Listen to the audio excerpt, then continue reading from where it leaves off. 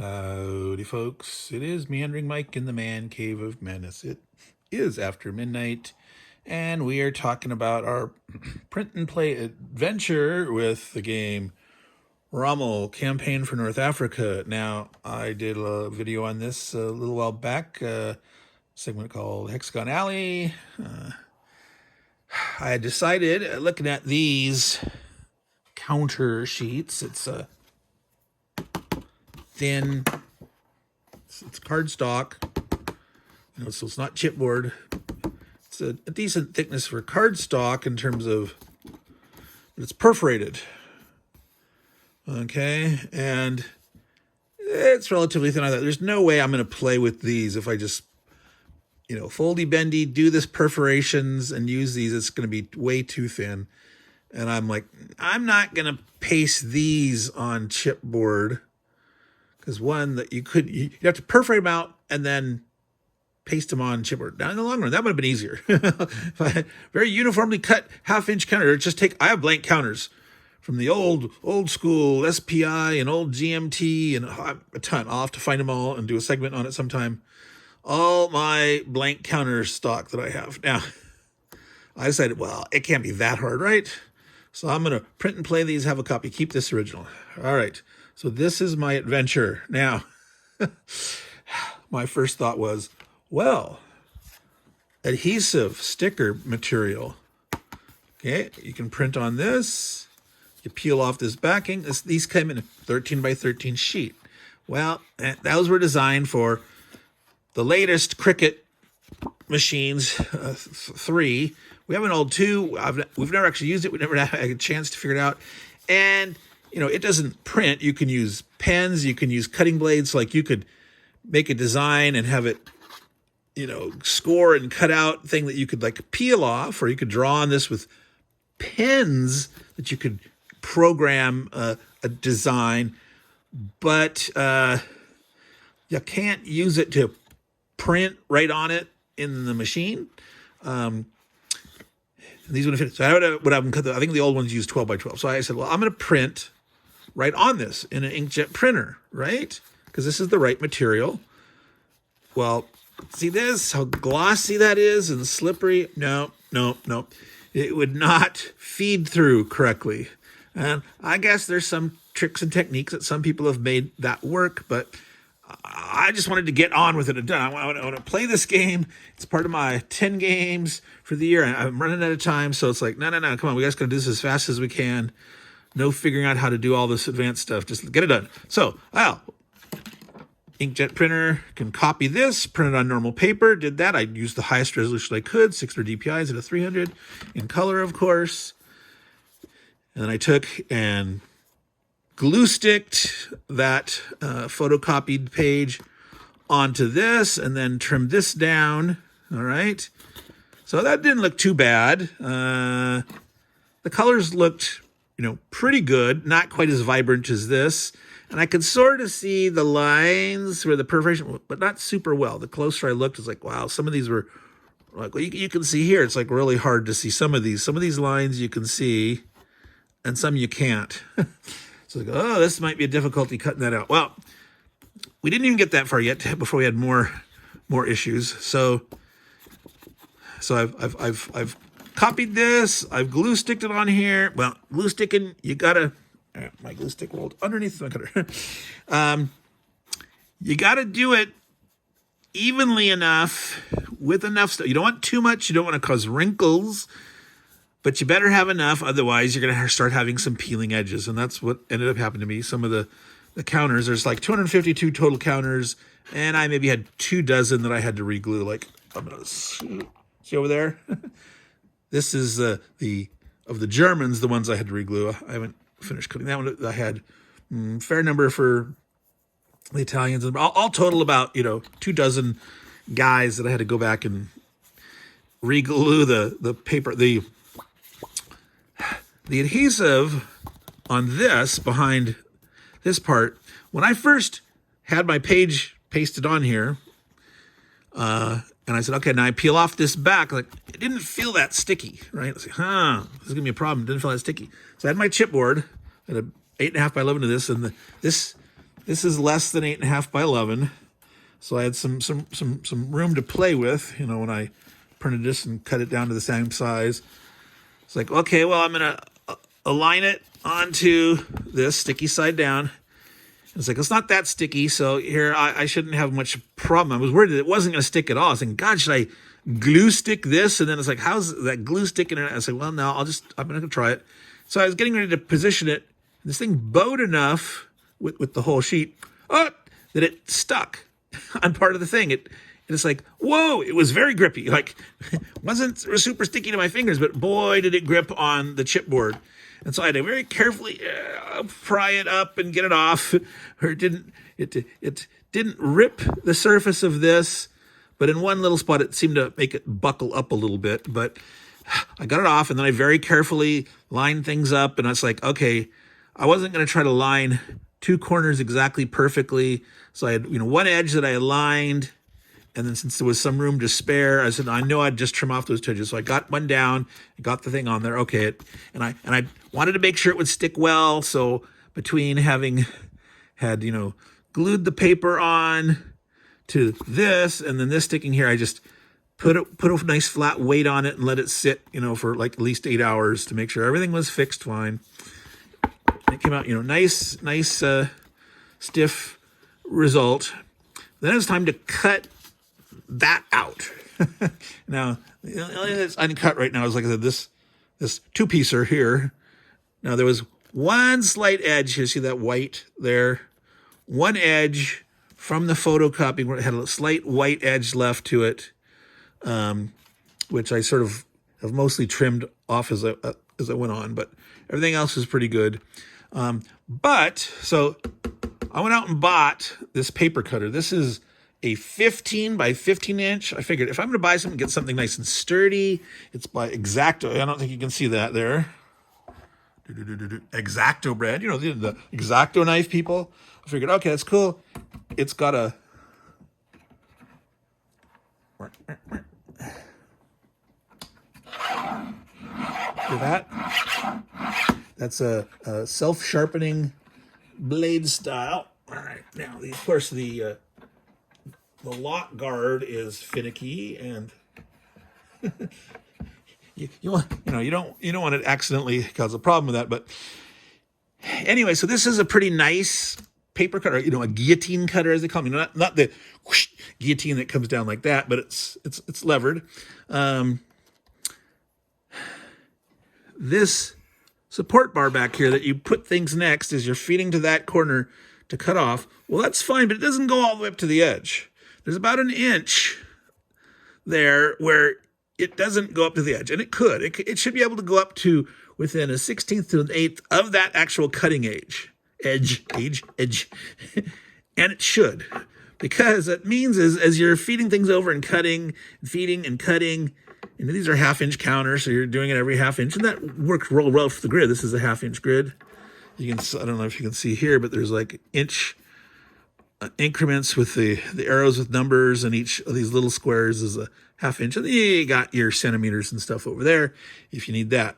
But as you feed it over, being able to keep it flat, resting against this, you get closer to the edge, and you got that last unsupported inch. Now, you probably can't see it, but way back in the corner there, set back about 1/4 inch from this edge, there's another little thing where it's part of the screwing assembly where this whole stuff sort of, this attaches to this cutting board. And so if you just have something about 1/2 inch wide, you can prop it against there, but then you can't hold it down because there's this protector so you don't cut your fingers off, right? This is designed to keep your fingers out from underneath there. And so you can't cut off that last 1/2 inch.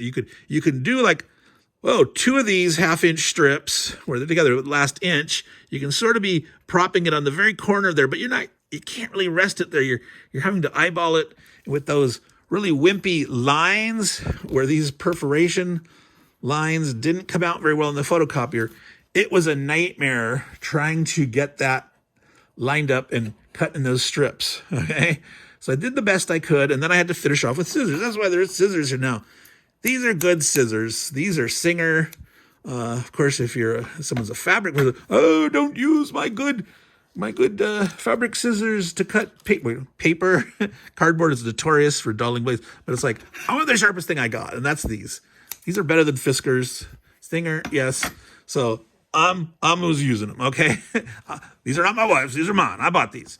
These are nice manly Singer scissors, yes. So, yeah, that's sexist, but who cares? All right, so I had to, cut the strips as good as I could with the guillotine cutter and then finish off snipping. And I tell you, it doesn't come out very well. These things, you gotta, they start to bite. You maybe slide it up a little bit. You cut it, try to get as straight as you can. First, I had a couple going, phew, snip, flying off. So hopefully I didn't lose anything. I think I rescued him. And that's what this thing is over here, right? I was putting a barrier to keep counters from flying off. I got it down that they would mostly just flip around on this cutting board surface. But there's 252 of these, so this took a while to do all this stuff. So not my idea of quick print and play. Never again. Never again. Sorry, folks. Next time I'm just going to use you and that's it. Use them as is. So, and again, I had to paint some of these. The surface was coming off. Again, the adhesive of this stuck to the chipboard fantastically. None of that came off. But where I glue sticked my photocopy sheet to this, there was a few edges that just didn't have enough glue, and so I would have to re-glue some of these guys on. Yeah, pain in the butt. All right, now, yay, I'm done, right? Well, here's my last woe. I was hoping to keep us certificate. Meandering Mike, meander. We never get a video as short as we really want to, except for shorts, which are limited to a minute. Which shorts aren't actually good for your channel. Anyway, that's a rant for some other time.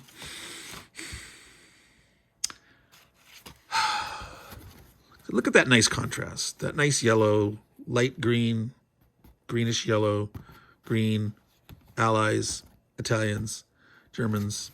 You can tell those apart, right? Well, when you actually have them cut out. Oh my God.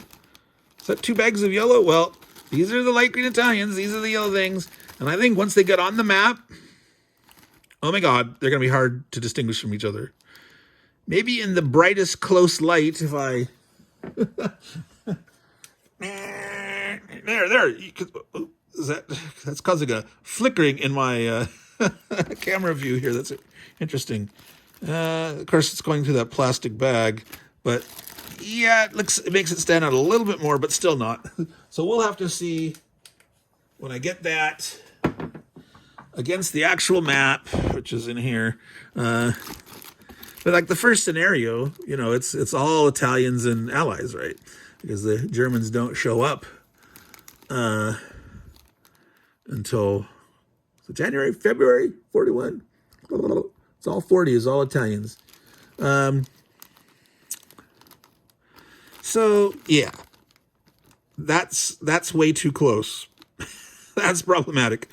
So folks, I get his idea. This is probably easier for him to print, again, having yellow base, and this green, and this having these in between like this was probably cheaper for his printing process, expense-wise.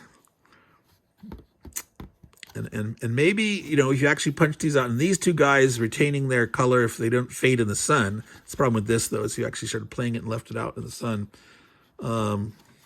The farther away you get from that, your eye will start to blur that. But we'll see. So it was worse. I used best quality 600 DPI printing on my printer. This is the best it could do. And it had recently changed color cartridge, so it wasn't low on anything. You can see the greens here. But so that'll be exciting. I'm not sure what I'm going to do. If I might end up taking some kind of marker, color marker, and putting it like a border line on one side or something for the Italians to make them stand out more. Or maybe I'll do that for the Allies. Well, there's more Allies. But but have the say the Germans and the Italians, which you can tell apart, not have a line, and the Allies have a line. I don't know. If I'm really ambitious, because there's these, again, I don't know if you saw the video, but these have multiple steps, many of the units. It's not back printed. It's like, oh, you've got 2, 3, 4, 5, 6 counters that represent the same formation for depending on their current strength. And I could actually color code those with some variation of color. This the way they have formations in some chit pull games and stuff where they do some color coding back stripes or something that I could make. I don't know if I'm going to go have a chance. We'll see. Anyway, so Meandering Mike, Man Cave of Madness, rambling about my... Oh, let's see. These were the number of allies that I had to go ahead and glue, and I put them in a separate baggie because I didn't want...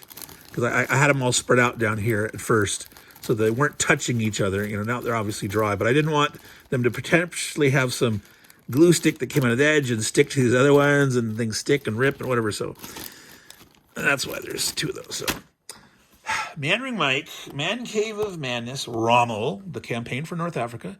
So I'm actually going to try to get this to the table tomorrow. Actually, try to start playing this puppy. I think I'm going to start, not with the campaign, I'll start with the first scenario with Italians. And depending on how quickly that goes or not, I might, then do the scenario where the Germans set up. I'm sure with my learning curve, I'm sure the Italians will probably get totally tranced. So I don't know if that's good or bad. If I should, I'll probably just, so I don't know if I'll film both of them, but I'm going to at least get something filmed and done with this. So, so that's that. I am going to get that giveaway coming. I want to also do that. There's probably no way I can get that also done tomorrow and then get my video ready for Dan for the No Enemies Here weekly channel update for my channel and all that stuff. So I'll probably film the game giveaway on Friday or Saturday. I've started to pick out prizes. I think we're actually going to have all the games we're giving away be mystery games. We're actually going to wrap them like in wrapping paper. And I think what I'll do informationally wise, I will weigh them all in dimensions and let people know. So I could go and figure out what an average shipping cost would be. But again, it always depends on what the zip code is and stuff. So, but if I give the dimensions and the weight, then people could figure it out for their own zip code from mine, and they could decide, hey, I want a cheaper one, or I'll go for that or whatnot. I do also think for the free shipping option, I'm not going to give away a game or games, but we're going to have a Christmas card. Mrs. Meandering has an Etsy shop, Paper Crafts by Janelle, and I'm going to give away some of her cards. So if you want a handmade card by Mrs. Meandering that will be signed with the message from Meandering Mike and Mrs. Meandering, the people that want to do free shipping can sign up for that, and we'll send you a Christmas card, and we'll do multiple people. I think I'll say the first 6 people that sign up for that and email me their email address, their address, email me on my channel email, their address. We'll send them a Christmas card. So, rambling a little too much. Wait, we're almost 20 minutes. So I don't know if anyone has heard that before, but yes, coming soon, giveaway for Christmas. And it'll be a celebration of the Christmas time and giving. Also the fact that we are over 400 videos on the channel right now. This should be 402. We're almost at 600 videos. Subscribers. Last I checked, it was 593. I hate saying that ahead of time because it occurs that there's always people that leave. It's very up and down sometimes. People join, people leave. People join, people leave. And then sometimes I get in spurts where, there's a week where I did nothing but gain. So I don't know. So we're close to 600. So if you're watching this right now and you're listening and you haven't subscribed, please, by all means, subscribe. The season of giving, you can give to me that joy of not having people disappear and unsubscribe over the holidays, but instead subscribe. So anyway, thank you much, everybody. Meandering Mike, Man Cave of Madness. It is at 20 minutes exactly. Take care, everyone. Have a great holiday season, Christmas, New Year, Kwanzaa, Hanukkah, etc. Take care and ciao.